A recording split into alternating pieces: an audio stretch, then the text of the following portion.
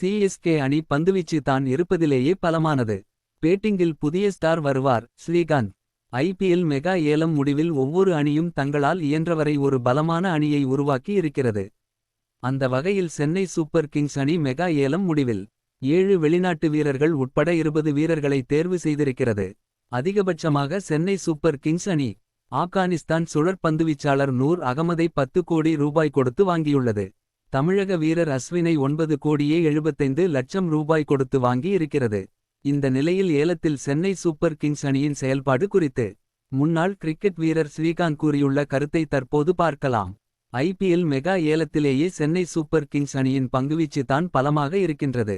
வேகப்பந்துவீச்சு சுழற் பந்துவீச்சு என 2 தரப்பிலும் சிஎஸ்கே நல்ல வீரர்களை வாங்கியிருக்கிறார்கள். சேப்பாக்கம் போன்ற ஆடுகளத்தில் நூர் அகமது அஸ்வின் ஜடேஜா என்ற 3 சுழற் பந்துவீச்சாளர்கள் நிச்சயம் பிளேயிங் 11இல் இருப்பார்கள். பதிரானா வேகப்பந்து வீச்சில் இருப்பார். இந்த 4 வீரர்களை வைத்து சிஎஸ்கே அணி 16 ஓவர்களை வீசிவிடும். இதேபோன்று கலீல் அகமத் பிளேயிங் 11இல் இருப்பார். சாம் கரன் அல்லது ரச்சின் ரவீந்திரா தீபக் ஹூடா போன்ற வீரர்கள் சில ஓவர்களை வீசுவார்கள். இதன் மூலம் சிஎஸ்கே அணி 22 ஓவர்கள் வரை கூட இந்த பவுலர்களிடமிருந்து வாங்கிவிடலாம்.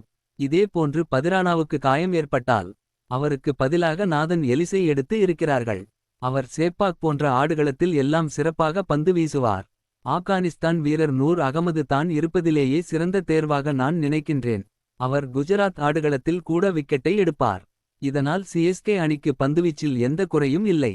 பேட்டிங்கில் பலரும் சிஎஸ்கே அணியில் 3, 4, 5வது வீரர்கள் சரி இல்லை என்று கூறுகிறார்கள்.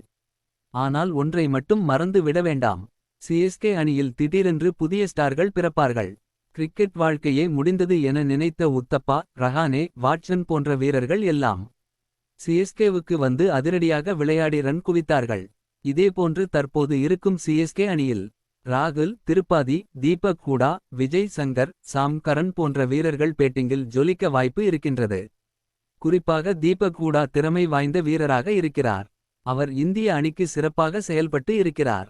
தற்போது சிஎஸ்கே அணிக்கு வந்திருப்பதன் மூலம் தீபக் ஹூடாவை சிஎஸ்கே அணி மெருகேற்றி அவரை ஒரு நல்ல பேட்ஸ்மேனாக மாற்றும். இதன் காரணமாக சிஎஸ்கேவை பொறுத்தவரை பேட்டிங்கில் புதிய ஸ்டார் ஒருவர் உருவாகலாம். அப்படி நடக்கும் பட்சத்தில் சிஎஸ்கே அணி பலம் வாய்ந்த அணியாக விளங்கும் என்று ஸ்ரீகாந்த் கூறியுள்ளார்.